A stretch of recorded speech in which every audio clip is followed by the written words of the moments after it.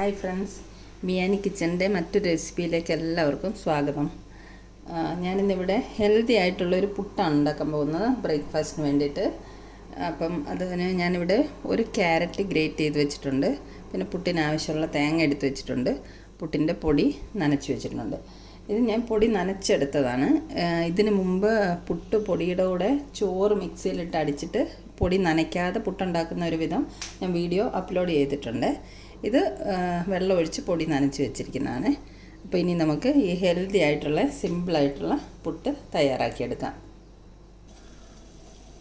Puttu steam ചെയ്തെടുക്കാൻ വേണ്ടിയിട്ട് വെള്ളം തിളച്ചിട്ടുണ്ട്. ഇനി പുട്ടുപൊടി നമ്മൾ ഇതിലേക്ക് വാരി ഇടുമ്പോൾ ഇതിൽ പുട്ടുപൊടി ഒട്ടി പിടിക്കാതിരിക്കാൻ വേണ്ടി നമ്മൾ ഈ തിളച്ച വെള്ളത്തിൻ്റെ മുകളിൽ വെച്ചിട്ട് കുറച്ച് ഇതിനകത്തൊന്ന് ആവി കയറ്റിയെടുക്കണം. ചെറുതായിട്ടൊന്ന് ആവി വരുന്നവരെ ഒരു മിനിറ്റ് ഒന്ന് വെച്ചാൽ മതി. ഇപ്പോൾ ഈ പുട്ടുകുറ്റിയിലൊക്കെ ആവി വന്നിട്ടുണ്ട്. ഇനി നമുക്കിതിലേക്ക് പൊടി നിറച്ച് കൊടുക്കാം. ആദ്യം നമുക്ക് കുറച്ച് തേങ്ങ ഇട്ട് കൊടുക്കാം.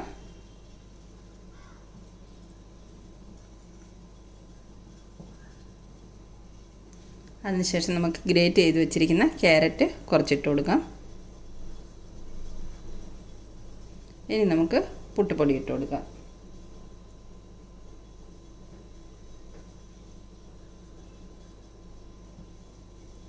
വീണ്ടും നമുക്ക് തേങ്ങയും ക്യാരറ്റും ഇടയ്ക്ക് ഫില്ല് ചെയ്ത് കൊടുക്കാം.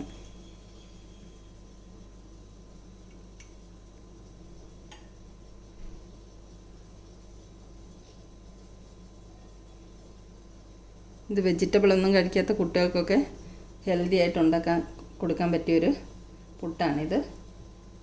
വീണ്ടും നമുക്ക് പുട്ടുപൊടി ഇട്ട് കൊടുക്കാം.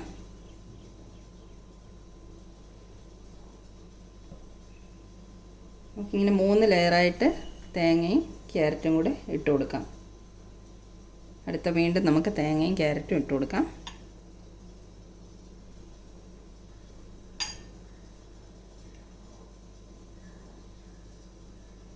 കുറച്ച് തേങ്ങ കൂടെ ഇതിൻ്റെ മുകളിൽ ഇട്ട് കൊടുക്കാം. നമ്മൾ 3 പീസാക്കിയിട്ട് ക്യാരറ്റും തേങ്ങയിട്ട് ഫില്ല് ചെയ്തിട്ടുണ്ട്. ഇത് നമുക്കിനി അടുപ്പത്ത് വെച്ച് സ്റ്റീം ചെയ്തെടുക്കാം.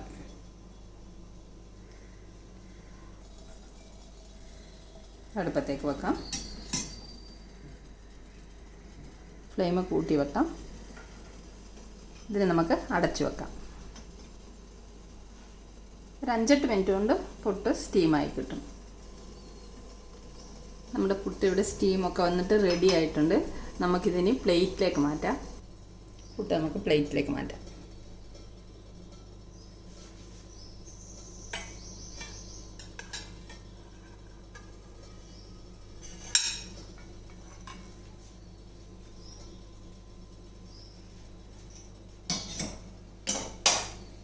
നമ്മുടെ ഹെൽത്തി ആയിട്ടുള്ള ക്യാരറ്റും തേങ്ങയും ഒക്കെ ചേർത്തുണ്ടാക്കിയ പുട്ട് ഇവിടെ റെഡി ആയിട്ടുണ്ട്. ഇനി നമുക്ക് ഈ പുട്ടിന് വേണ്ടിയിട്ടൊരു കറി തയ്യാറാക്കാം. ഒരു സ്പെഷ്യൽ മുട്ടക്കറി തയ്യാറാക്കാം പുട്ടിന് വേണ്ടിയിട്ട്. നമുക്ക് മുട്ടക്കറി തയ്യാറാക്കാം. ഞാൻ ചീനിച്ചട്ടി അടുപ്പത്ത് വെച്ചിട്ടുണ്ട്. ഇതിലേക്കൊരു 1.5 സ്പൂണോളം എണ്ണ ഒഴിച്ചു കൊടുക്കാം. ഇത് വെളിച്ചെണ്ണയല്ല, സഫോള ഗോൾഡിൻ്റെ ഓയിലാണ്.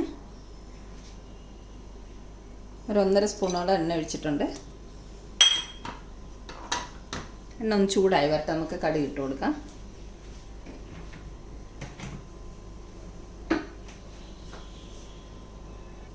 എണ്ണ ചൂടായിട്ടുണ്ട്. നമുക്കൊരു 1/2 സ്പൂണ് കടുക് ഇട്ട് കൊടുക്കാം.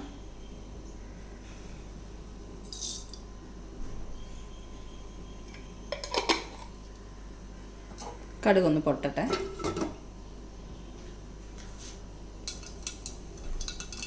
കടുക് പൊട്ടിയിട്ടുണ്ട്. നമുക്ക് കുറച്ച് കറിവേപ്പില ഇട്ട് കൊടുക്കാം.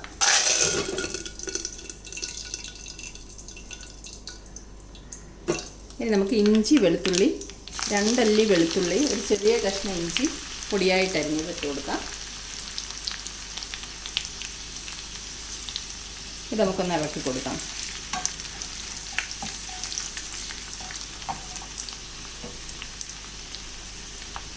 ഇതിലേക്ക് നമുക്ക് ഒരു സവാള സ്ലൈസായിട്ട് കനം കുറച്ച് അരിഞ്ഞത് ഇട്ട് കൊടുക്കാം.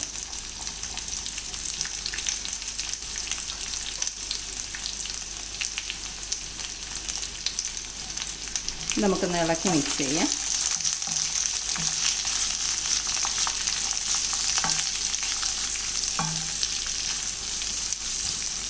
സവാള ഒന്ന് വഴറ്റിയെടുക്കാം.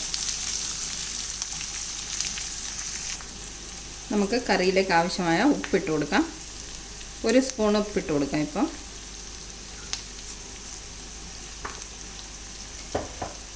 ഇളക്കി മിക്സ് ചെയ്യാം. സവാള നല്ലതുപോലെ വാടി വരട്ടെ. അതിനുശേഷം നമുക്ക് പൊടികൾ ആഡ് ചെയ്ത് കൊടുക്കാം. നമുക്ക് ഇതൊന്ന് അടച്ചു വെക്കാം. 2 മിനിറ്റ് അടച്ചു വെച്ചാൽ സവാള പെട്ടെന്ന് വാടിക്കിട്ടും. സവാള വാടി വരുന്നുണ്ട്. നമുക്കിതിലേക്ക് 1 പച്ചമുളക് ചേർത്ത് കൊടുക്കാം. പച്ചമുളക് 1 മതി. നമ്മൾ പൊടികളൊക്കെ ചേർക്കുമല്ലോ, മുളക് പൊടികളൊക്കെ ചേർക്കുന്നതുകൊണ്ട് 1 പച്ചമുളക് ഇട്ട് കൊടുത്താൽ മതി. നമുക്കിനി ഇതിലേക്ക് പൊടികളൊക്കെ ആഡ് ചെയ്യാം.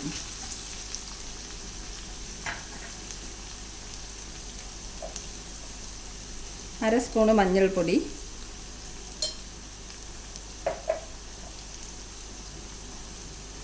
1.5 സ്പൂണോളം മുളക് പൊടി,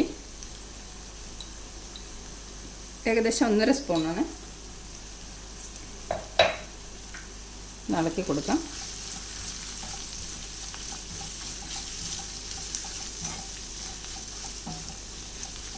ഇനി 1.5 സ്പൂണ് മല്ലിപ്പൊടി ഇട്ട് കൊടുക്കാം. ഗ്രേവി കുറച്ച് തിക്കായിട്ടിരിക്കുമല്ലോ. ഇതൊന്ന് ഇളക്കി മിക്സ് ചെയ്യാം. പൊടികളൊക്കെ ഒന്ന് മൂപ്പിച്ചെടുക്കാം.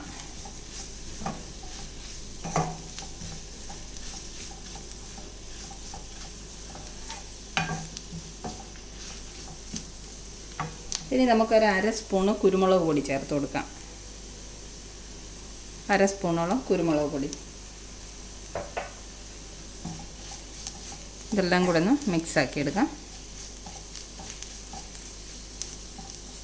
പൊടികളൊക്കെ ഒന്ന് വഴറ്റിയെടുക്കാം. നമുക്ക് പൊടികളൊക്കെ മൂത്ത് വന്നിട്ടുണ്ട്. നമുക്കിതിലേക്ക് ഒരു ചെറിയ തക്കാളി ചെറുതായിട്ട് അരിഞ്ഞത് ചേർത്ത് കൊടുക്കാം. ഒരു പഴുത്ത തക്കാളി ചെറുതായിട്ട് അരിഞ്ഞത് ചേർത്ത് കൊടുത്തു. ഇതെല്ലാം കൂടെ ഒന്ന് ഇളക്കി മിക്സ് ചെയ്തെടുക്കാം. ഇത് 2 മുട്ട റോസ്റ്റ് ചെയ്യാനുള്ള മസാലയാണ് ഞാനിവിടെ തയ്യാറാക്കുന്നത്. അപ്പോൾ ഇതെല്ലാം കൂടെ ഒന്ന് യോജിപ്പിച്ച് കൊടുക്കാം. ഇനി നമുക്കിത് കുറച്ച് നേരം അടച്ചു വെക്കാം. തക്കാളി ഒന്ന് വെന്ത് വാടി വരാൻ വേണ്ടിയിട്ട് നമുക്കിതൊന്ന് അടച്ചു വെക്കാം കുറച്ച് നേരത്തേക്ക്, ലോ ഫ്ലെയിമിൽ. തക്കാളിയൊക്കെ നല്ലപോലെ വാടി വന്നിട്ടുണ്ട്. ഇതിലേക്ക് നമുക്ക് 1 സ്പൂണ് പെരിഞ്ജീരകം പൊടിച്ചത് ചേർത്ത് കൊടുക്കാം. ഇതിൽ വേറെ ഗരം മസാല ഒന്നും ചേർക്കുന്നില്ല, പെരിഞ്ജീരകം പൊടിച്ചത് മാത്രമേ ചേർക്കുന്നുള്ളൂ. ഇതൊന്ന് ഇളക്കി മിക്സ് ചെയ്ത് കൊടുക്കാം.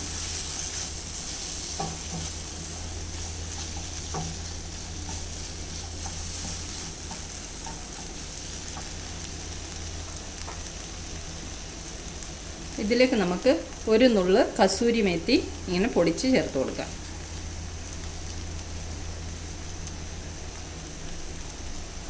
അതൊന്ന് മിക്സ് ചെയ്ത് കൊടുക്കാം. നമ്മുടെ മസാല എല്ലാം തയ്യാറായിട്ടുണ്ട്.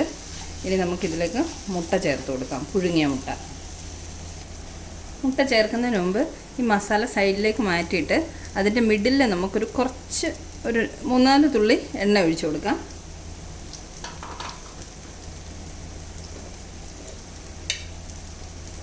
എണ്ണ ഒന്ന് ചൂടാകുമ്പോൾ അതിലേക്ക് ഒരു 1/4 സ്പൂൺ മുളക് പൊടി ഇട്ട് കൊടുക്കാം. 1/4 സ്പൂൺ തന്നെ വേണ്ട, വളരെ കുറച്ച്, ഏകദേശം ഒരു 1/4 സ്പൂണോളം.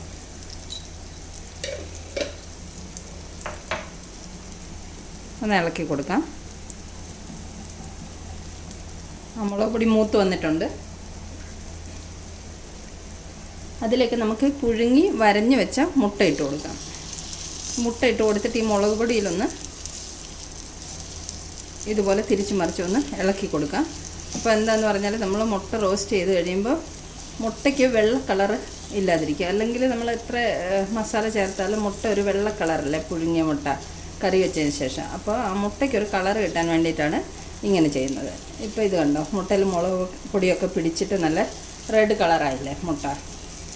അപ്പോൾ ഇതുപോലെ ഒന്ന് ചെയ്തിട്ട് ഇനി നമുക്ക് മസാല എല്ലാം കൂടെ മിക്സ് ചെയ്ത് കൊടുക്കാം.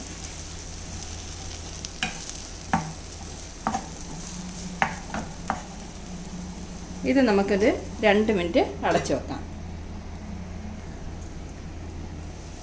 മസാലയൊക്കെ മുട്ടയിൽ പിടിച്ച് നല്ല സെറ്റായിട്ടുണ്ട്. ഇതാ നല്ലൊരു ഗ്രേവി, കുറച്ച് സ്പൈസി ആയിട്ടുള്ള ഒരു ഗ്രേവി റെഡി ആയിട്ടുണ്ട്. ഇനി നമുക്ക് ഫ്ലെയിം ഓഫ് ചെയ്യാം. ഫ്ലെയിം ഓഫ് ചെയ്തിട്ട് നമുക്കിതിലേക്ക് തേങ്ങാപ്പാൽ ഒഴിച്ചു കൊടുക്കാം. നമുക്ക് പുട്ടിൻ്റെ കൂടെ കഴിക്കാൻ വേണ്ടിയിട്ടുള്ളതല്ലേ, അപ്പോൾ കുറച്ചൊരു സെമി ഗ്രേവി ആയിട്ടുള്ള മുട്ടയാണ് ഇവിടെ തയ്യാറാക്കുന്നത്. അപ്പോൾ കുറച്ച് ഗ്രേവിക്ക് വേണ്ടി നമുക്കിതിലേക്ക് കുറച്ച് തേങ്ങാപ്പാൽ ഒഴിച്ചു കൊടുക്കാം. നമുക്കിതിലേക്ക് തേങ്ങാപ്പാൽ ഒഴിച്ചു കൊടുക്കാം.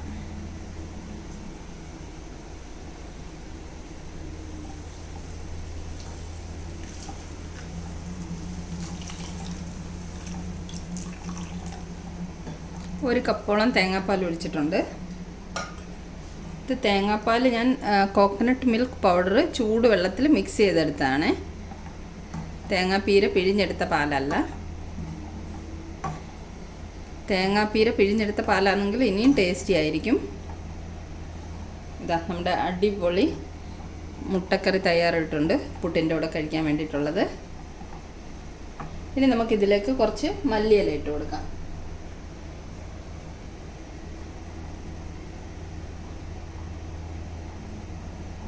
ഇളക്കി മിക്സ് ചെയ്ത് കൊടുക്കാം.